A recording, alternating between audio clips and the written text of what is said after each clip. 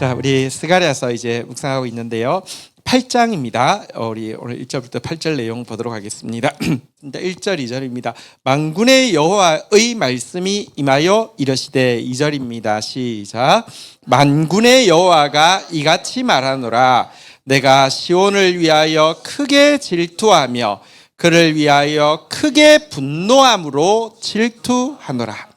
자, 스가랴가 이제 받은 예언의 말씀은 크게 4번 임했는데 이 이제 4번째 임한 말씀이 실은 이제 베델 사람들의 질문에 대해서 답을 하는 내용이 7장이었고요. 이어서 이제 하나님이 이제 하시는 말씀을 이어서 계속 말씀을 하고 있는 건데요.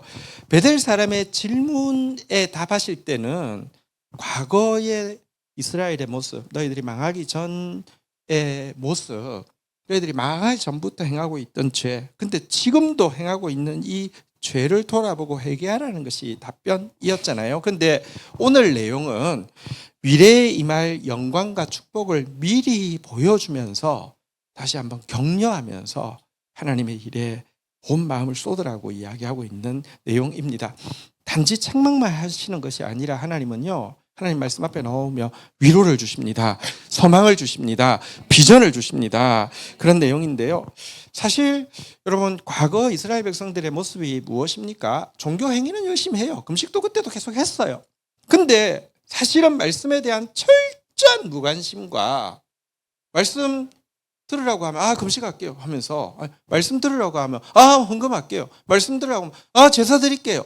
말씀에 대한 철저한 무관심과 기껏 들린 말씀에 대한 철저한 불순종이 너희들을 망하게 한 이유였다 이야기하고요. 하나님의 말씀에 무관심하고 불순종하면요, 이것은 반드시 대인관계에 나타나는데요. 그 이스라엘 사회가 하나님의 주신 공의로운 법을 가지고 있지만 불의한 재판을 행했고요. 서로를 향해서 인애와 긍휼을 베풀라고 하셨지만 서로를 향해서 혐오하고 조롱하고요. 약한 자들을 돌아보고 이렇게 헤아리는 마음을 가지지 말라고 했는데 약한 자들을 착취하고 음해하는 마음으로 가득 찼기 때문에 하늘은 응답이 막혀버렸고 시온은 무너지고 땅은 황폐했다. 이게 이제 베델 사람들에게 주신 과거의 그들의 모습이었잖아요, 그죠? 우리 한번 오늘 본문 그 아침에 본문 우리 한번 돌아가서 볼까요? 스가랴서 7장 13절 14절부터 보면요, 제가 있습니다. 내가 불러도 그들이 듣지 아니한 것처럼 그들이 불러도 내가 듣지 아니하리라. 만군의 여호와가 말하였느니라. 14절 같이 한번 읽겠습니다. 시작. 내가 그들을 바람으로 불어 알지 못하던 여러 나라에 흩었느니라. 그 후에 이 땅이 황폐하여 오고 가는 사람이 없었나니 이는 그들이 아름다운 땅을 황폐하게 하였습니다 하시니라. 우리 하나님이 부를 때 듣지 않으면요, 말씀에 무관심하고 불순종하면요, 하나님도 때가 되면 우리가 불러도 듣지 않습니다. 우리가 하나님 음성 들릴 때 말씀에 관심 가지고 말씀에 순종하는 것이 최고의 미래를 향한 접근이라는 거 꼭 기억하십시오. 그러면 하나님께서요, 흩어버리고요, 황폐하게 하고요. 왜?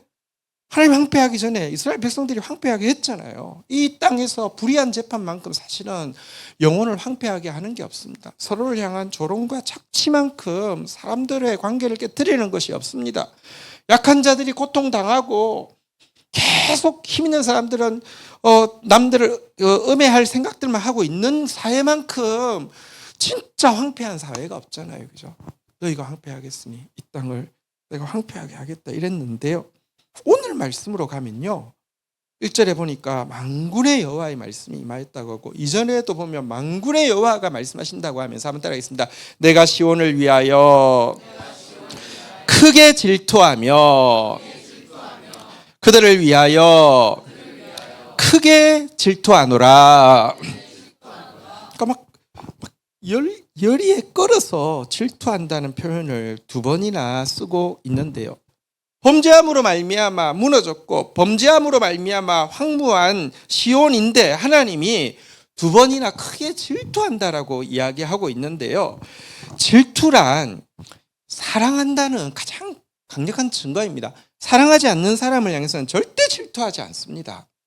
하나님이 죄로 말미암아 무너진 시온을 향해서 두 번이나 질투한다는 것은요, 하나님께서 사랑한다는 뜻이고, 시온에 임한 징계가 사랑하기 때문에 당신의 사랑하는 자녀를 채찍질하는 아버지의 마음으로 한 징계이지, 미워서 죽으라고 한 이렇게 징벌이 아니라는 것을 분명히 보여주고 있습니다. 우리 그 옆에 사람한테 이야기해 주겠습니다. 당신은 하나님의 질투의 대상입니다. 꼭 기억하십시오. 우리는 하나님의 질투의 대상입니다. 여러분, 십계명을요, 무슨 하나님이 우리를 잘 관리하기 위해서 주신 딱딱한 법 규정이 아닙니다.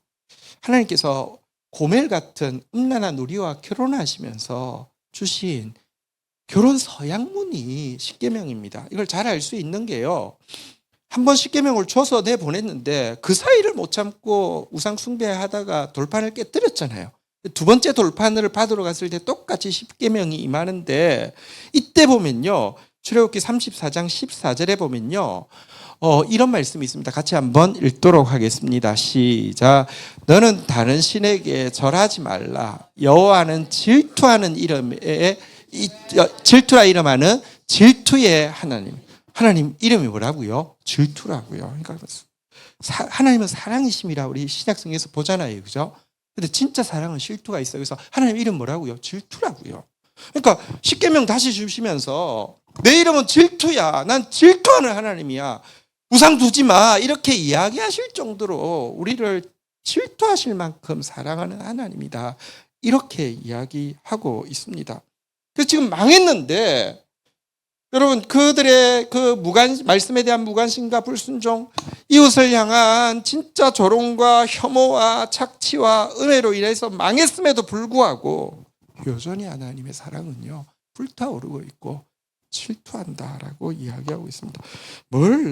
나 같은 사람 위해서 질투한다고 말도 안 되는 소리 하지 마세요.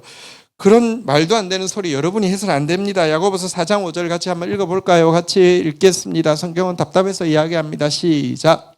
너희는 하나님이 우리 속에 거하게 하신 성령이 시기하기까지 사모한다 하신 말씀이 헛된 줄로 생각하라.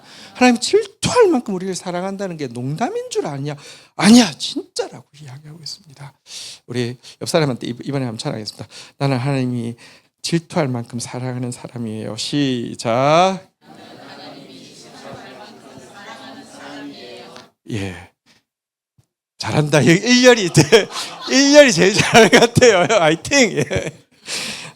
진짜 그런 존재입니다. 그래서 여러분, 이 하나님의 질투하는 사랑이 회복의 출발이 되어집니다. 미래의 영광의 출발이 되어집니다. 망한 이스라엘에게는 근거가 없는데, 망해도 싼데, 근데 그들을 망하게 하신 하나님은 여전히 질투할 만큼 사랑하는 이 사실이 그들이 회복될 수 있는 유일한 가능성인 것입니다. 그래서요, 3절 한번 볼까요? 어떤 식으로 회복시킨다고 이야기합니까? 같이 한번 읽도록 하겠습니다. 시작. 여호와가 이같이 말하되 내가 시온에 돌아와 예루살렘 가운데 거하리니 예루살렘은 진리의 성읍이라 일컫겠고 만군의 여호와의 산은 성산이라 일컫게 되리라. 자, 지금 예루살렘은 음녀의 도시가 되어버렸습니다. 여러분, 이 시온산은요, 진짜 포악의 산이 되어버렸습니다. 그들의 모습은 정말 우상하고 뚝 닮았고요. 그들의 모습은 진짜 망해도 조금도 아깝지 않습니다. 그런데 다시 예루살렘을요, 한번 따라했습니다. 진리의 성읍. 시온산을요, 한번 따라했습니다. 이게 죄송합니다만 개혁 개정인가요? 개혁 한글 아닌가요? 시온 성산이라고 돼 있지 않고 거룩한 산이라고 돼 있습니까? 제가 그러면 개혁, 예, 맞습니다. 예. 그러니까 성산이란 거룩한 산이란 뜻이잖아요, 그죠? 한번 따라하겠습니다. 진리의 성읍, 거룩한 산. 자, 보십시오. 시온은 진리의 성읍이 아니에요. 진짜 진리가 없었어요. 시온은 거룩하지 않아요. 다시 한번 봅시다. 교회. 오늘날 저는요, 누군가 만났는데 사람 괜찮네 그랬는데 교회 다닌다고 하면 갑자기 무서워집니다. 그 사람 입에서 이제 조금 더 친해져서 말이 나오기 시작하면 진리가 아니라 막 거짓 정보들이 막 흘러나올 것 같은 공포가 있습니다. 이 조금만 삶의 속살을 디벼보면요, 겉으로는 이렇게 메이크업이 잘 돼 있는데 들어가면요, 정말 거룩과 딱 반대의 부정한 모습이 나올까 되게 두렵습니다. 그 정도로 오늘날 교회는요, 진리 없습니다. 성도는요, 거룩하지 않습니다. 이게 근데요, 진리도 없고 거룩하지 않은데 진리의 성읍, 거룩한 산이 될 수 있는 가장 확실하고 가장 간단한 방법이 있습니다. 한번 따라하겠습니다. 내가 시온에 돌아와 가운데 거하리니. 만약 이 교회에도 불구하고 이 성도의 모습에도 불구하고요, 하나님이 이 교회 안에 들어오시고 하나님이 이 성도 안에 들어오신다고 하면요, 그 순간 교회의 이름은 진리의 성읍이 될 것이고요, 성도의 이름은요, 거룩한 산이 될 수밖에 없습니다. 왜? 하나님은 진리의 본체이시니까요. 왜? 하나님은 거룩의 본체이시니까요. 너희들이 안 되니까 내가 직접 들어가서, 여러분 사실 그래요. 몸이 막 일그러져도요, 머리가 천재면 그 사람은 천재라고 부르는 거예요. 그렇잖아요. 그죠? 스티븐 호킹 같은 사람 막 몸이 장애가 심해도 그 사람 천재라고 하는 이유는 머리 때문이에요.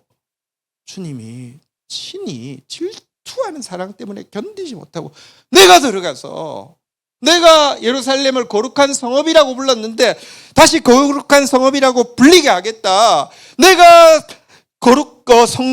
성도라는 이름 자체가 거룩한 물인데요, 전혀 거룩하지 않아요. 다시 거룩한 산이라고 불리게 하기 위해서 내가 들어가겠다, 이렇게 이야기를 하고 있습니다. 그리고 진짜 하나님이 교회 안에 들어오시고 하나님이 성도 안에 들어오시면요, 여러분, 그리고 우리가 아무리 더럽고 부정해도요, 택한 백성이 맞다고 하면요, 그럼 우리가 정말로 진리의 성읍으로 일컬음 받고 거룩한 산으로 일컬음 받게 되어 있습니다.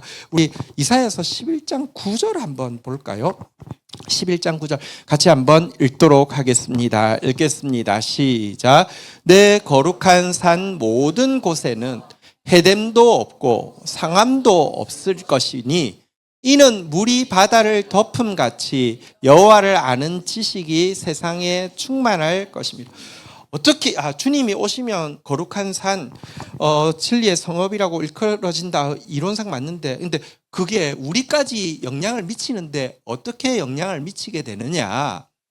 여러분 아까도 이야기했습니다만 교회 다닌다고 하면 저는요 무서워요. 근데요, 이 앞구절이 뭐냐고 하면 어린아이가 독사가 같이 있어요. 얼마나 무서워요. 막 여러분들 만약에 애가 태어나서 아장아장 그러는데 앞에 막 그 살모사가 이렇게 막 이렇게, 아니면 저기 코브라가 머리를 확 들고 있으면 진짜 경악할 일이잖아요. 그죠? 근데 이제부터는 하나님의 거룩한 산에는 이런 모습이 있어도 해됨도 없고 상함도 없을 것이다 라고 이야기하고 있습니다. 지금은요, 멀쩡한 사람도 교회 왔다가요 이상한 사람 되는 게, 진짜 성경에 보면요, 너가 한 사람 구원하기 위해서는 구원해놓고는 너보다 배나 악한 지옥 백성 만든다 그랬는데 난 진짜 그럴까 봐서 무서워요. 근데요, 주님께서 교회에 오시고 주님께서 성도 속에 들어가시면요, 이제는 해함도 없고 상함도 없는 거룩한 산 진리의 성읍이 될 것인데, 왜냐고 하면요, 한번 따라하겠습니다. 물이 바다를 덮음같이 여호와를 아는 지식이 충만할 것임이니라. 오늘날 한국교회의 실패는 하나님을 알지 못하기 때문입니다. 이스라엘의 실패도 하나님을 알지 못했기 때문입니다. 그런데 한국교회의 소망은요, 다시 하나님을 알게 되는 것입니다. 하나님을 알게 되고 알면서 거룩하지 않을 수 없고요, 알면서 진리를 사랑하지 않을 수 없는 하나님이십니다. 하나님께서 오셔서 우리로 하여금 여호와를 아는 지식이 충만하게 하는 시대가 열릴 것이라고 이야기합니다. 그렇게 되면 오라 우리가 여호와의 산에 올라 하나님의 전에 이르자. 그가 진리를 말씀하실 것이고 우리는 그 말씀을 배울 것이다 라고 고백하면서 모든 사람들이 나올 것이라고 이야기하고 있습니다. 이 진리가 회복되어지고 나면요, 성도가 회복되어지는데요, 이사야서에 보면 그런 예언들이 막 가득합니다. 1장 26절에 보면요, 여러분 이 여호와를 아는 지식이 가득하게 되면 우리 같이 한번 읽어볼까요? 시작. 내가 내 재판관들을 처음과 같이 내 모사들을 본래와 같이 회복시킬 것이라. 그리한 후에야 내가 의의 성읍이라 신실한 고을이라 불리리라 하셨나니. 여러분, 하나님께서 하나님을 아는 지식이 가득하게 되면요, 재판관들이, 그러니까 하나님의 백성들이 판단할 때요, 진짜 하나님이 원하게 세워주신 것처럼 정의와 공의로 판단하고요, 이게 불의한 재판을 하지 않게 된다는 것입니다. 지혜자들이요, 본래와 같이 회복되어져서요, 참 지혜는 사랑을 위해서 사용하는 것이거든요. 간교한 게 자기 키우고 포장을 위한 게 아니란 말입니다. 그래서 이 모습을 보고는 사람들이, 야, 교회는 정말 의의 성읍이구나, 신실한 고을이구나 라고 부르는 일이 일어날 것이라고 성경이 이야기하고 있습니다. 예수님으로 말미암아, 사실은 친히 오신다는 게 예수님이 교회 가운데 오신다는 것이잖아요. 지금도 가난한 마음으로 우리 교회가 주님을 사모하며 우리 가운데 오신다는 거잖아요. 그러고 나면 우리 안에서부터 이런 변화가 일어난다는 것입니다. 서울에 도림 쪽에 이제 교회 하나가 건축 공사를 하는데 처음 공사비보다 몇 100억 200억 더 오버가 돼서 이거 어떻게 내역을 이렇게 공개하라고 했더니 출교를 시키고요. 그리고 이단이라고 이렇게 정죄를 하고 출교를 시키고 그러더라고요. 그래서 야, 이거 참 진짜 어떻게 이럴 수 있을까 하는데요. 그런 판단을, 그리고 교회만 판단한 게 아니라, 그러니까 이제 노예에다 제소를 했겠죠, 그 분이. 근데 그랬더니 노예에서도 이거는 교회를 허무는 거짓이라면서 이렇게 그 사람 또 정죄하고. 여러분, 이래서 어떻게 교회가 거룩한 성읍이라고, 진리의 성읍이라고 부를 수 있겠습니까? 그런데 진짜 여호와라는 지식이 우리 바다를 덕분같이 채우고 나면요, 처음과 같이 본래와 같이 정말 공의와 정의를 아는 성읍으로 바뀌고 나면 의의 성읍, 신실한 고을이라고 불릴 것이라고 약속하고 있는데, 이 회복이 있음을 믿습니다. 성경은요, 우리가 알기 전에 교회의 허물에 대해서 더 많이 이야기합니다. 사실 제가 대학생 때만 해도 와, 한국은 곧 천국이 되겠다 싶을 정도였어요. 대학에 가면요, 선교단체가 다 장악한 것 같았어요. 금방 천국 될 줄 알았어요. 나는 교회 다닌다고 무조건 천사처럼 보였고요. 근데요, 다시 성경을 보니까, 선지서에 보니까 교회의 허물과 죄에 대해서 우리가 알기 전에 우리보다 더 신랄하고 무섭게 이야기하고 있었어요. 그런데 이제 교회의 부끄러운 모습들 이제서 보면서 낙담하고 있을 때, 성경은요, 그것으로 끝이 아니고요, 회복될 교회의 모습에 대해서요, 너무 찬란하게 계속 쏟아내고 있습니다. 이사야서 전체가 그런 내용입니다. 60장 14절, 이사야서 60장 14절 15절 교독해 볼까요? 너를 괴롭히던 자의 자손이 몸을 굽혀 내게 나아오며 너를 멸시하던 모든 자가 내 발 아래 엎드려 너를 일컬어 여호와의 성읍이라, 이스라엘의 거룩한 이의 시온이라 하리라. 지금까지는 교회를 보고 멸시받을 만해요, 조롱받을 만해요. 근데 그들이 무릎 꿇고 나와서 이렇게 고백하면서요, 15절 같이 한번 읽도록 하겠습니다. 시작. 전에는 내가 버림을 당하며 미움을 당하였으므로 내게로 가는 자가 없었으나 이제는 내가 너를 영원한 아름다움과 대대의 기쁨이 되게 하리니. 여러분, 한국 교회가요, 다시 한번 민족의 영원한 아름다움과 대대의 기쁨으로 회복하게 하실 것이다. 성경은 약속하고 있습니다. 만약 이 약속이 없다고 하면 아직도 교회에 대한 희망을 가지는 것은요, 정말 이거는 너무 나이브한 것입니다. 근데 이 약속이 있기 때문에 여러분, 이런 모습에도 불구하고 우리는 반드시 소망을 가져야 하고요, 꿈꾸어야 하고요, 눈물 흘려야 하고요. 하나님 앞에 기도해야 되는 것입니다. 할렐루야. 어쨌든 주님의 질투심 때문에 뭐 교회를 멸시받을 만해서 멸시한다 할지라도요, 하나님은 질투한다니까요. 내 진리의 성읍을, 내 거룩한 산을 너희들이 모욕해 조롱해 내가 얼마나 영광스러운지 보여줄게. 영원한 아름다움, 대대의 기쁨이 되게 할게 라고 약속하시고 이 일을 이루신다는 것입니다. 이렇게 되면요, 교회가 어떻게 변화되어지는지에 대해서 4절 5절에서 이야기하고 있습니다. 교독하겠습니다. 만군의 여호와가 이같이 말하노라. 예루살렘 길거리에 늙은 남자들과 늙은 여자들이 다시 앉을 것이라. 다 나이가 많으므로 저마다 손에 지팡이를 잡을 것이요. 5절 같이 한번 읽도록 하겠습니다. 읽겠습니다. 시작. 그 성읍 거리에 소년과 소녀들이 가득하여 거기에서 뛰놀리라. 자, 이제 이 거룩한 산, 진리의 성읍, 이 예루살렘의 회복된 모습을 보여주고 있는데요. 4절에 보니까 그 할아버지 할머니들이 다 지팡이 잡고 거리에 앉아서 이렇게 앉아 있을 것이다 이렇게 이야기합니다. 왜냐하면 전쟁이 막 심하면 제일 먼저 죽는 사람이 노약자잖아요, 그죠? 그래서 없었는데 다시 이게 평화가 온다는 뜻이고요. 더더구나 여러분 성에 할아버지 할머니 많은 거 하고요. 5절 한번 볼까요? 길거리에서요, 소년 소년이 가득해서 뛰노는 거하고 두 개 중에서 뭐가 어려울 것 같아요? 뒤가 훨씬 어렵잖아요, 그죠? 네. 사실 우리 사회는 지금 할아버지 할머니들 많아요. 근데 뒤는 진짜 어렵잖아요. 근데 이 회복이 일어나면 할아버지 할머니만 많은 게 아니라 소년 소녀들이 가득하여서 뛰놀게 될 것이다 라고 이야기하고 있습니다. 사실 근데 앞부분 4절은 잘 모르겠는데 5절은 참 기대하기가 좀 힘듭니다. 다음 세대를 한국 교회가 다 잃어버리는 시대가 되었습니다. 우리 교회는 진짜 좀 특별한 경우입니다. 사실 이제 저희 청년부가 뭐 한 50명 정도 출석하는데, 그럼요, 사실 이게요, 사이즈가 어느 정도 사이즈냐면 작년 성도가 근래에 어떤 교회 갔는데 800명 모인다고 하는데 청년부 50명이 안 되거든요. 그러니까 그 정도로 청년부 거의 막 사라지고 있습니다.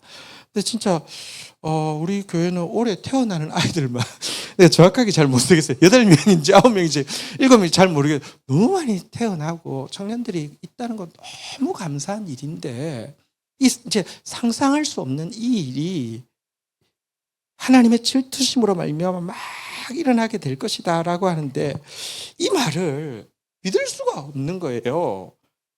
뭐? 다음 세대가 막 가득해서 지금 보십시오.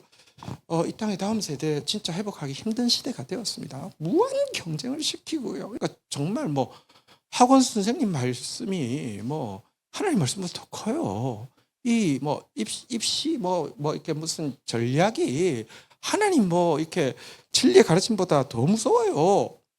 거기 살아남기 진짜 어렵지만 살아남고 나면 그렇게 피 터지게 싸워서 살아남았으니 낙오된 사람들 좀 조롱하고 좀 이렇게 뭐랄까요, 낙오된 사람들에 대해서 이렇게 막 비웃고 이거라도 위안을 받지 않으면 살 수가 없는 그런 시대에 아이들이 자라고 있는데, 이 사회에 미래가 있을까 생각하면 진짜 답답합니다. 안 될 것 같아요. 안 될 것 같죠?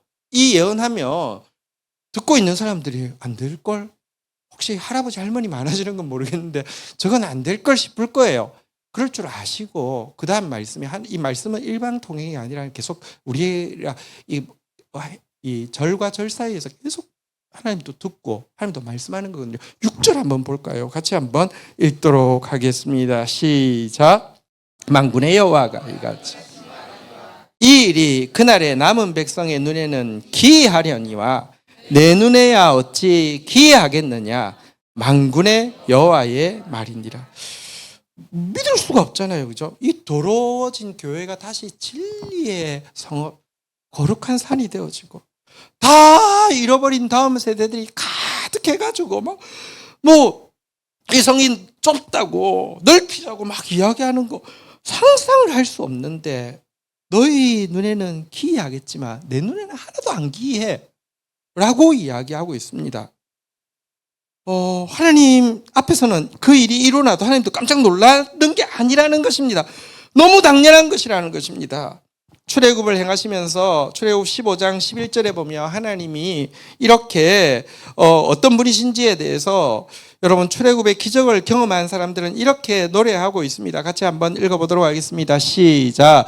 여호와여 신중에 주와 같은 자가 누구니까? 주와 같이 거룩함으로 영광스러우며 찬송할 만한 위엄이 있으며 기이한 일을 행하는 자가 누구니까? 할렐루야. 주님은요 거룩하면서도 영광스러운 분이십니다. 할렐루야. 찬양 받을 실마하기에 합당하면서도 위엄에 가득 차 있습니다. 할렐루야. 기이한 일을 셀 수 없이 행하시는 분이십니다. 할렐루야. 하나님 눈에는 다음 세대가 회복되는 게, 야, 이거 진짜, 나도 안 믿어져. 실감이 안 나. 야, 꼬집어봐. 그러지 않는다고요. 당연하다고요. 확실하다고요. 왜냐고 하면요. 사실은 이 1절부터 8절 내용에서요. 6절, 우리가 지금 다시 6절으로도 가보면요. 한번 따라하겠습니다. 만군의 여호와가 이같이 말하노라 하고는요. 끝에 한번 따라하겠습니다. 만군의 여호와의 말이니라. 사실 여러분 이 짧은 1절부터 8절에 미래의 영광을 보여주는 구절 가운데 만군의 여호와라는 표현이 7번 들어가거든요. 그러니까 만군의 여호와, 그러니까 불가능한 일이 없는 여호와, 모든 것 위에 초월하시는 여호와. 이게 여러분 좀 힘 있는 분이라고 하면 여러분 보십시오. 우리나라에 아무리 유능한 대통령이 있어도 부동산 문제를 진짜 잘 해결할 수 있을까요? 혹시 부동산 문제 해결된다 하더라도 다음 세대 교육 문제 해결할 수 있을까요? 나 진짜 이거는 진짜 거의 불가능한 일이라고 생각해요. 근데 하나님이 좀 상당히 능력이 많으셔도 여러분 이런 시대 가운데 교회를 거룩하게 하는 거, 다음 세대를 회복시키는 거는 불가능할 수 있는데요. 하나님은요 만군의 여호와시라고요.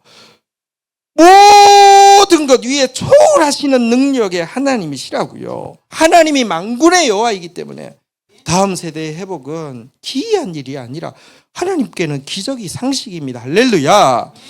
기적이 일어날 것입니다. 할렐루야. 우리 눈에는 놀랍겠지만 하나님 눈은 당연하지, 이게 정상이지, 이렇게 이야기하실 것입니다. 할렐루야. 사실 만군의 여호와라는 이름이, 여호와의 이 특별한 이름이 처음 사용된 게 언젠지 아십니까? 성경 전체에서 사무엘상 1장 11절에 처음 사용되어졌는데요. 한번 같이 읽도록 하겠습니다. 시작. 선하여 이르되 만군의 여호와여, 만일 주의 여종의 고통을 돌보시고 나를 기억하사 주의 여종을 잊지 아니하시고 주의 여종에게 아들을 주시면 내가 그의 평생에 그를 여호와께 드리고 삭도를 그의 머리에 대지 아니하겠나이다. 보십시오. 그 당시는 엘리라는 제사장이 막 완전히 어리석고 막 눈이 멀어 있고요. 그 아들들은, 홈리 비나스 같은 아들들은요 완전 타락한 다음 세대가 성전에서 막 성추행하고 성전에서 이 재물 빼돌리고 하는 사람들이 교회를 차지하고 있는 더러운 교회, 그러니까 더러운 다음 세대가 여러분 교회를 좌지우지하는 시대에 아이 낳지 못하는 희망이 하나도 없는 한나가 기도하기를 만군의 여호와여, 만군의 여호와여, 이 어두워진 교회와 이 아무런 희망이 없는 다음 세대 가운데 거룩한 다음 세대가 나게 하여 주시옵소서. 거룩한 다음 세대를 올려드리겠나이다 라고 기도할 때 처음 사용된 이름이 만군의 여호와입니다. 여러분 만군의 여호와시기 때문에 다음 세대의 회복은 주의 눈에 기이하지 않습니다. 진짜 다음 세대가 일어날 것입니다. 할렐루야. 우리 그 당 목사님, 강동진 목사님 그 이제 다인 학교라는 이제 그 공동체를 시작했습니다. 지금 이제 내후년에 한 이제 250명 정도 규모의 학교가 지금 이제 건축이 되고 있어요. 그러니까 뭐 정말 참 놀라운 학교가 될 거예요. 그러니까 최고의 교육 전문가들이 가장 균형 있으면서도 가장 아름다운 이제 신앙의 세대를 세울 거를 할 텐데요. 지금 이제 일단 임시로 시작을 했는데 15명에서 시작했는데 한 학기 지나고 그럼 지금 컨테이너에서 하고 뭐 이러면 아이들이 빠져나갈 것 같은데 한 학기 지금 이제 1학기 했잖아요. 방학됐는데 5명이 늘어가지고 이제 지금 20명이 됐답니다. 근데 어쨌든 지금 이 아이들이 GT를 정기 구독을 하고 이제 말씀 읽고 이렇게 잘하고 있거든요. 근데 어쨌든 여러분 다음 세대가 일어날 겁니다. 우리 상상할 수 없는 시대가 일어날 겁니다. 왜? 만군의 여호와가 결정하셨으면 막을 자가 없습니다. 할렐루야. 자, 7절부터 보겠습니다. 하나님께서 기이한 일을 어떻게 행하실지에 대해서 이야기합니다. 다음 세대를 어떻게 돌아오게 하실지에 대해서 이야기합니다. 자, 교독하겠습니다. 만군의 여호와가 이같이 말하노라. 보라, 내가 내 백성을 해가 뜨는 땅과 해가 지는 땅에서부터 구원하여 내고. 8절 읽겠습니다. 시작. 인도하여다가 예루살렘 가운데 거주하게 하리니 그들은 내 백성이 되고 나는 진리와 공의로 그들의 하나님이 되리라. 할렐루야. 하나님께서요, 흩어진 자기 백성들을요, 보라! 하나님 눈에는 이미 보이는 거예요. 이미 이루어진 일이에요. 하나님에게는요, 여러분, 미래가 과거나 동일한 것입니다. 보라라고 7절에 보시면요, 내 백성을 해 뜨는 땅에서부터 해 지는 땅까지 다 해서 불러 구원하여 이 진리의 성읍에 거주하게 할 것이다. 그래서 소년 소녀들이 가득하여 거기 뛰놀게 할 것이다. 이렇게 이야기하고 있습니다. 이사야서 43장 5절에서 7절에 보면 이 부분에 대해서 또 이렇게 말하고 있습니다. 한번 이사야서 교독하겠습니다. 두려워하지 말라. 내가 너와 함께하여 내 자손을 동쪽에서부터 오게 하며 서쪽에서부터 너를 모을 것이며. 6절 읽겠습니다. 시작. 내가 북쪽에게 이르기를 내어놓으라. 남쪽에 이르기를 가두어 두지 말라. 내 아들들을 먼 곳에서 이끌며 내 딸들을 땅끝에서 오게 하며. 7절 마지막 절입니다. 읽겠습니다. 시작. 내 이름으로 불려지는 모든 자 곧 내가 내 영광을 위하여 창조한 자를 오게 하라. 내가 그를 내가 지었고 그를 내가 만들었느니라. 할렐루야. 동에서 서에서 남에서 북에서 해 뜨는 곳에서부터 해 지는 곳까지 하나님이 자기의 영광을 위하여서 지은 자들을 부르셨어요. 하나님 나라를 이루시는 일을 하시겠다. 이렇게 이야기하고 있습니다. 이 모든 것이 질투하시는 하나님으로 말미암고요. 이 모든 것이 성육신하셔서 우리 가운데 오신 예수 그리스도로 말미암습니다. 이제 여러분 사역이 시작되어집니다. 우리가 할 수 있는 일은 작은 일입니다. 작게 기도하고 작게 금식하며 작은 아이들 위하여서 섬깁니다. 청소년들은 사실 이제 저희 교회와 또 로드십 스쿨 아이들이 같이 하는데 로드십 스쿨 아이들이 한 30명 정도 되나요? 40명 정도 되는데 아이들이 사실은 그런 말을 해요. 우리는 그 금산에 가면 약간 영적 전쟁하러 가는 것 같고 자기들은 이제 휴가, 그러니까 이 시간만 기다리고 있는 거예요. 은혜 받으려고 딱 준비하고. 우리 사실 이제 지난 주중에 내려가서 그 찬양팀 미리 이제 그 로드십 아이들 찬양팀 만나서 이야기하는데 어쨌든 막 너무 사모하고 있습니다. 근데 사실 그렇지만 합쳐서 우리 한 50명 되는 아이들, 우리 아이들까지 쳐서 이제 섬기는 일에 지나지 않습니다. 근데요, 하나님이 결정하신 일이면요, 온 세계가 다음 세대가 회복되어지는 일에 출발이 되게 하실 수 있습니다. 지금은 사실은 아무것도 보이지 않지만 하나님 다시 하시겠다고 하면요, 막을 자가 없습니다. 하나님 하십니다. 우리 교회를 회복시킬 하나님, 다음 세대를 회복시키실 하나님, 하나님의 우리를 질투하시기까지 사랑하시는 그 사랑의 약속을 붙잡고 우리 주님 앞에 또 여러분 사역을 위해서 같이 기도하며 나가도록 하겠습니다. 자리에서 일어서시겠습니다.